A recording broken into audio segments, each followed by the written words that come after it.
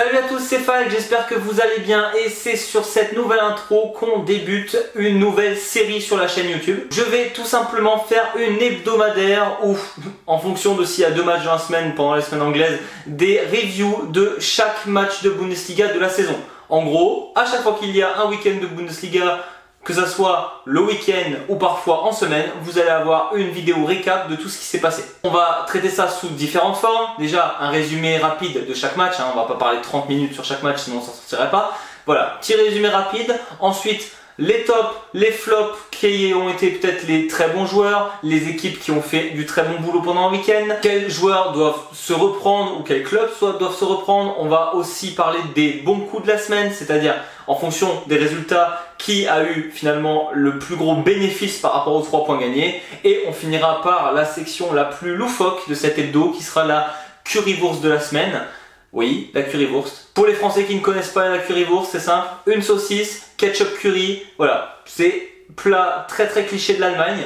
Par contre, ici dans cette section, on va pas manger une currywurst, on va juste parler de la grosse gaffe de la semaine. Et on commence tout de suite cette hebdo par le tout premier match de cette saison.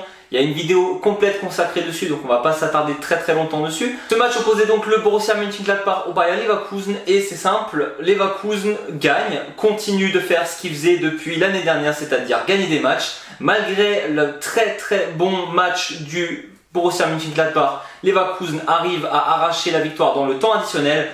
Comme à son habitude, le match était extrêmement intense, il y avait une très grosse bataille entre les deux équipes et entre les coachs de ces deux équipes. C'était d'ailleurs de loin le meilleur match de ce week-end. Et comme déjà annoncé, malheureusement ce qui fait beaucoup débat pendant ce match, c'est le rôle de la VAR qui a annulé un but pour Gladbach, qui a regardé un but pour Gladbach et qui a provoqué entre guillemets un penalty à la 108e minute. Voilà, ça fait beaucoup débat, c'est dommage vu la qualité du match, mais voilà, Leverkusen gagne, Leverkusen donc commence très bien sa saison et Gladbach devra se reprendre le week-end prochain. On continue tout de suite avec les matchs du samedi après-midi et on commence avec le match RB Leipzig contre VfL Bochum. Match plus disputé que prévu. En effet, le RB Leipzig gagne ce match 1-0. Et match extrêmement poussif du AB. On rappelle que l'année dernière, le VfL Bochum a joué la relégation contre Düsseldorf et est resté en Bundesliga malgré qu'ils avaient perdu le premier match 3-0.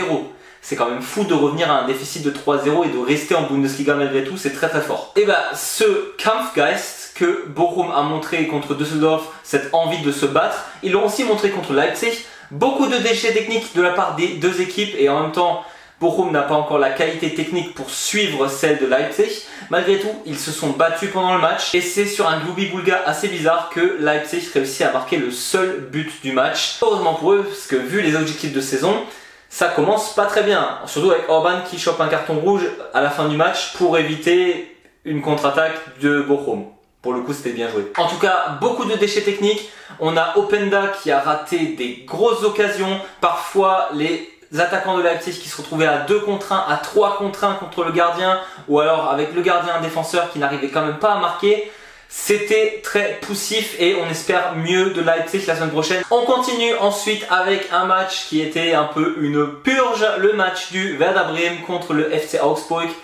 Et là où j'avais mis Augsburg et Bremen dans mes prédictions assez bas dans le classement, bah, ils ont montré pourquoi. Les buts arrivent presque quasiment que sur des déchets techniques.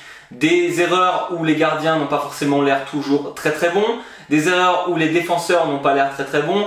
Ok, le but du premier but de Augsburg, il est magnifique, un pleine lucarne à 25 mètres, mais bon, Veljković, il n'a pas à rester aussi loin de son joueur, bizarre. Marvin Duksch, l'attaquant du Werder Bremen, a oublié comment on marque des buts, il se retrouve 2 fois en 1 contre 1, il tire sur le gardien.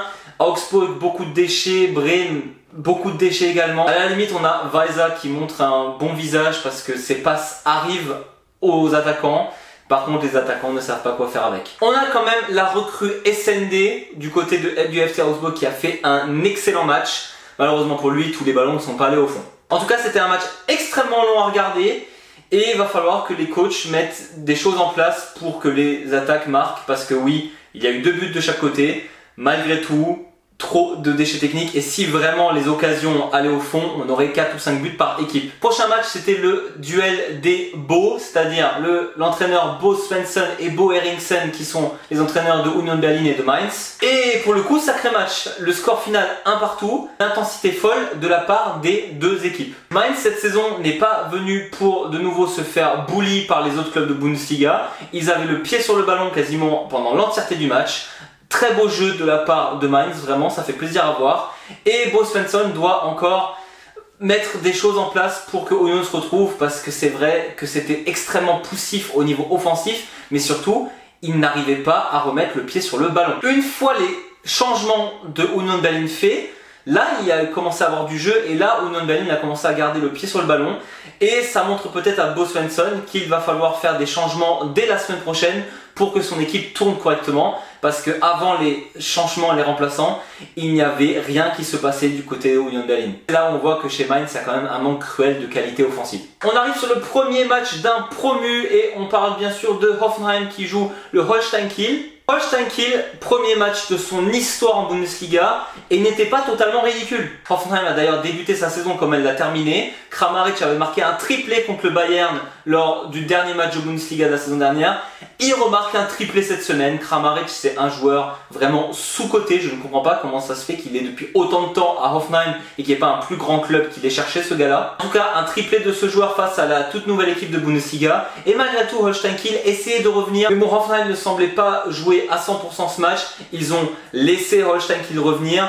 Je pense pas que si Hoffenheim avait été beaucoup plus sérieux, Kiel aurait marqué 2 buts pendant ce match. Malgré tout, les 2 premiers buts du club en Bundesliga, et je pense qu'ils sont capables de, pourquoi pas, nous surprendre cette saison. Et on finit sûrement avec la plus grande surprise et le plus beau match de ce samedi après-midi, celui qui opposait le ST Freiburg au VfB Stuttgart. Et déjà, première grosse surprise, Freiburg bat le VfB Stuttgart 3-1, sachant que Stuttgart avait marqué le premier but à Freiburg à la 2e minute avec un superbe ciseau de Demirovic. Franchement, quand on voit ça, on se dit que ça va très mal se terminer pour Freiburg. Stuttgart nous a montré contre Leverkusen qu'ils étaient en forme. Stuttgart nous a montré qu'ils ont les capacités. Demirovic, à peine arrivé, marque déjà un superbe but. Tout était là pour que Stuttgart gagne. Et pourtant, Freiburg nous a montré une énergie folle. Ils se sont vraiment battus pour le Baden-Württemberg Derby, le derby des deux clubs, en tout cas des 2 plus grands clubs du Baden-Württemberg. On a aussi Hoffenheim qui va avec. N'empêche que là, ça se voyait qu'ils avaient envie de gagner pour leur public. Kubla, un défenseur, a fait un match exceptionnel. Griffo sur tous les ballons en attaque. Stuttgart va falloir se reprendre très vite parce que c'est déjà une défaite assez lourde dès le début de saison. En tout cas, Freiburg aussi continue avec ce même état d'esprit lors de la saison. C'est plus que la 12e place qu'ils auront, c'est sûr. En tout cas, très bonne première du nouveau coach de Freiburg. Ça fait plaisir pour lui. Le top Spiel pas si top qui opposait le Borussia Dortmund à l'Eintracht Frankfurt. Et c'était un match plutôt long. Vraiment. Déjà pareil, comme beaucoup de grands clubs, énormément de déchets techniques de la part des 2 clubs. Frankfurt pousse vraiment pendant ce match. Mais bon, la défense, Schlotterbeck et Zule font un très gros taf en défense pour Dortmund. Offensivement, c'est vraiment très difficile du côté de Dortmund. Mais bon, deuxième mi-temps, on a le Britannique Gissens qui s'est mis à tout simplement être en feu. Et il marque un super premier but d'un angle extrêmement compliqué. Et d'ailleurs, il marquera un doublé, c'est lui qui amènera la victoire à Dortmund. Ce qui est sûr, c'est que Zayn va devoir un peu plus bosser les combinaisons en attaque pour ce Borussia Dortmund là. La défense a l'air de vraiment très bien tenir. Malgré tout, en attaque, ça se cherche encore beaucoup. Et on finit donc avec les 2 matchs du dimanche. Déjà, le match du Bayern contre Wolfsburg. Et là, il y a beaucoup de choses à dire. Enfin, beaucoup de choses. Finalement, c'était attendu. La défense centrale du Bayern, c'est une catastrophe. Vous avez vendu des Ligt. C'était sûr que ça allait devenir compliqué maintenant. Bref, un Bayern très poussif défensivement, presque catastrophique au niveau des centraux qui n'arrivent pas à se mettre d'accord. Offensivement, ça se cherche énormément, on a vraiment beaucoup de difficultés. Et tout simplement, j'ai trouvé ce Bayern presque meilleur quand Müller est arrivé sur le terrain. Et ça montre qu'un Müller à son âge, qui apporte autant au Bayern, qui a quand même quelques soucis au sein du Bayern. Après, je dis ça, il a fait une très bonne préparation. Malgré tout, le Bayern arrive à gagner 3-2 ce match, en étant vraiment poussé dans ses retranchements face à Wolfsburg, qui a quand même une très bonne équipe. En tout cas, ça va être aussi très difficile pour le Bayern cette saison. Et on finit avec le tout dernier match qui opposait St. Pauli, le deuxième promu, à Heidenheim, le promu de l'année dernière. Et là, l'expérience a clairement joué. Heidenheim a déjà joué la Bundesliga l'année dernière. St. Pauli était meilleur en première mi-temps. D'ailleurs, St. Pauli était globalement meilleur, je trouve, sur ce match. Et malgré tout, Heidenheim marque contre le jeu le 1-0. St. Pauli baisse les bras, se prend le 2-0.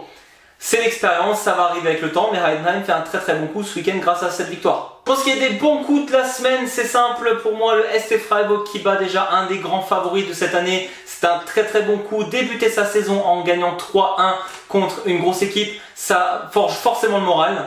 Et le deuxième gros coup pour moi, c'est aussi Heidenheim qui bat St. Pauli. C'était à St. Pauli, ils sont arrivés très motivés. Heidenheim cette saison n'a pas le droit à beaucoup d'erreurs et à beaucoup de marge d'erreurs avec l'Europe qu'ils vont jouer. C'est aussi un très bon coup d'avoir gagné ce premier match en étant globalement dominé. Pour ce qui est des joueurs top de la semaine, Kramaric, 3 buts, rien à dire, le meilleur homme sur le terrain et sûrement un des meilleurs de tout ce week-end. Marquer un triplé pour le premier match, c'est très fort. En tant qu'autre joueur top, Kubla, déjà annoncé tout à l'heure du SC Freiburg, qui a fait un taf exceptionnel pour cette équipe. Et en dernier, Florian Wirtz ou Granit Xhaka au choix, parce que pour moi Granit Xhaka était meilleur sur le terrain. Malgré tout, Wirtz a réussi à marquer un doublé et a fait un taf monumental. C'est dommage de ne pas pouvoir mettre des vidéos, mais le blooper de la semaine, totalement le match entre Bochum et Leipzig, où on a à un moment une action qui va d'un côté à l'autre et de nouveau à l'autre. On a à chaque fois presque un but du côté pour Leipzig qui finalement se termine en contre-attaque, presque un but pour Bochum qui se refinit en presque contre-attaque pour un but pour Leipzig, et tout ça, à chaque fois ça finit à côté ou ça s'en mêle les pattes. Enfin bref, c'était assez bordélique comme match et cette action résume vraiment tout. Voilà, c'était tout pour moi. N'hésitez pas à commenter si vous avez des pistes d'amélioration pour ce format qui sera très régulier sur la chaîne. Et évidemment, n'hésitez pas à mettre un pouce bleu si vous avez aimé ce contenu. On se retrouve très vite. Servus.